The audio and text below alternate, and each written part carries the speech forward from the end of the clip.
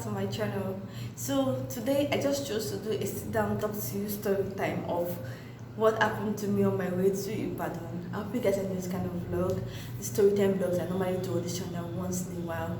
Don't forget to give this video a thumbs up, and if you've not watched my job hunting video, because this video centers around what happened to me while job hunting while living in Lagos. So if you guys have not watched my job hunting video in Lagos, definitely check it out. And the job hunting video I share does not really come, it's not just for Lagos, anywhere in Nigeria.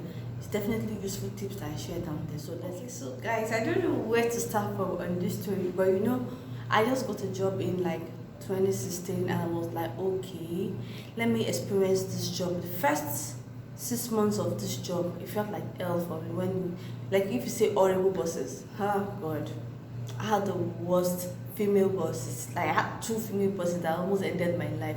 It was just very, very, very stressful. When you wake up in the morning and you just don't want to go to work. Sometimes things were just going bad during that period. Sometimes I would just wake up by 7, get to work by 9, which is wrong, but I was just not motivated to go to work because there was no fun in it to go to work. There was no, if you don't really like what you're doing, it's really going to make you feel like, what's happening, like why am I going to this? That feeling when you have in school and you're not on holiday, but during all those time when you need to go to school and it's getting like middle of the term and you're like, oh, so I have to go to school again, or all those things, the way you feel whenever there's a public holiday and you're resuming school on a Monday. You're like, god, that feeling. I felt that way for the first 6 months of my job because of the kind of bosses I had. They were the worst. Not those bosses that expect you to just bring the knowledge from your father's house down to the office. That was what was happening to me back then. So I just needed to leave this job.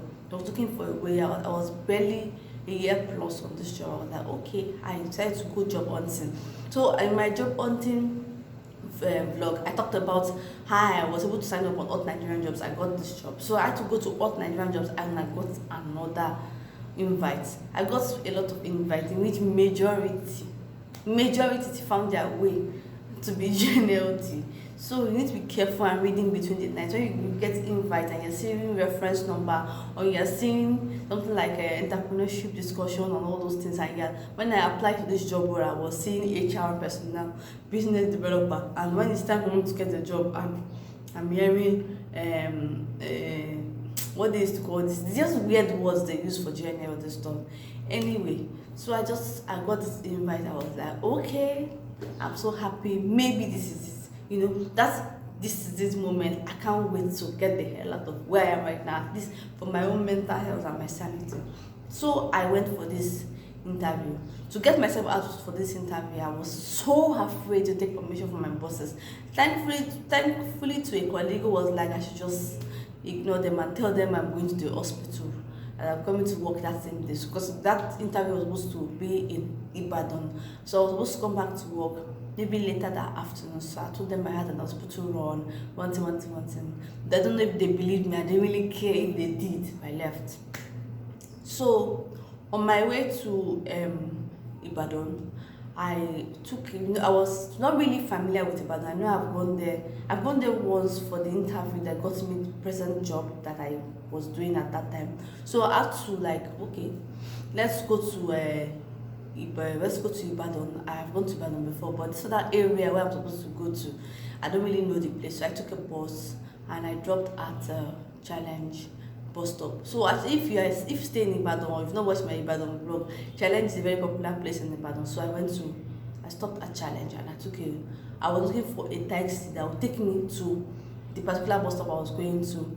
I don't really know the bus stop. I can't remember what the name of the bus stop is, but I just took a taxi, a random taxi, because obviously I was on this express. If you're in Nigeria, you know what it is to take Sole. So I took Sole now. I entered this car.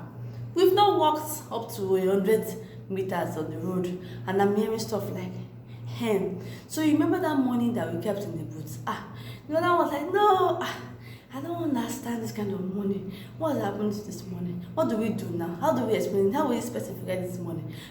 What do we do? I was like, what is this one? I don't understand what you are saying.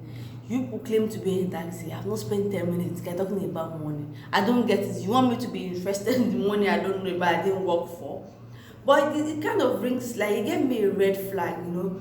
Just back then in school, I had this stories going around of how 419 guys with you find them inside cars, you're going to a particular destination that is in your mind to go to, and so suddenly they'll be talking about nothing money or how to double money and they'll be trying to make sure everybody buys into that idea, so they will take you all off to one strange baba and you will come back home and take all the money you've ever made and want to give it to them.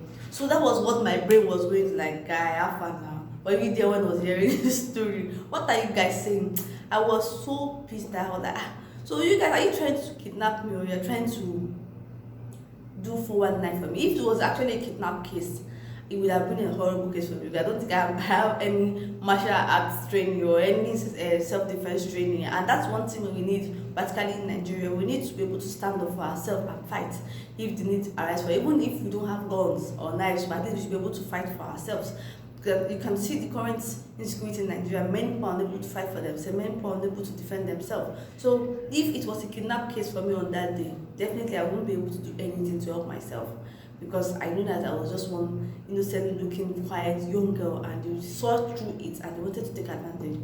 Luckily for me, this is that particular story I've heard when I was in 300 level, and it was one of my ex that said that story, that, you know, it almost happened to him in Delta State.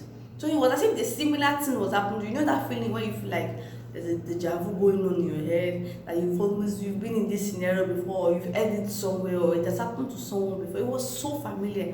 The next thing I heard myself say was, "Let me calm down." Whether it's because I was actually in a hurry to go for the interview and I didn't want to miss the time because I was supposed to be there before 8, or maybe because I was just pissed at the fact that you've not even taken me anywhere. You begin to talk about stories and you were trying to involve everybody in the car. That and they were trying to get my attention. Like, what do you say? I was like, what? Let me calm the freaking down. And the next thing I heard was, they are calm down, they're not packed. And you could see from their faces that they were not happy about the fact that I was not buying their story. And just tell me to calm down. Like, it's fine, whatever. So that's how I got freed from 419 in Ibadan.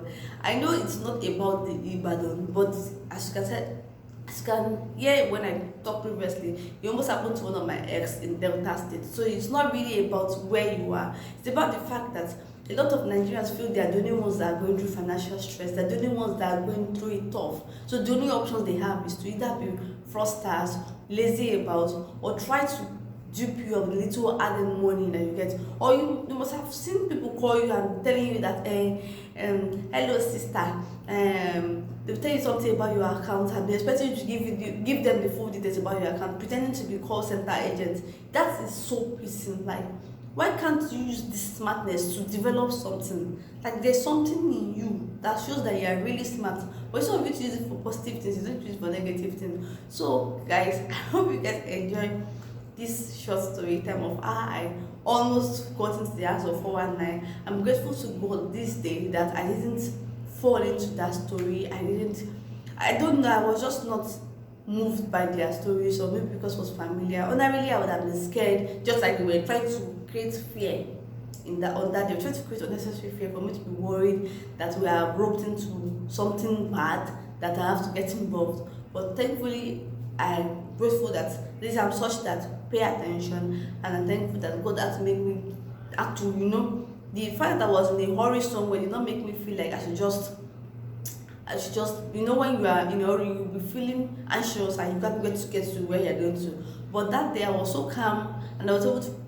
go to my random access memory and process this information. I was like, really? You people are just trying to get me to the scenario that happened to someone, and that's life. Always listen to information, always get as much information as possible. You never can tell when it will be useful to you. You never can tell when you're going to draw from that wealth of knowledge. So I hope you guys enjoyed this story time. Hope you guys love this small story time I'm going to be sharing on this channel. Definitely give this video a thumbs up. Share my videos with your friends. See you another time. Bye.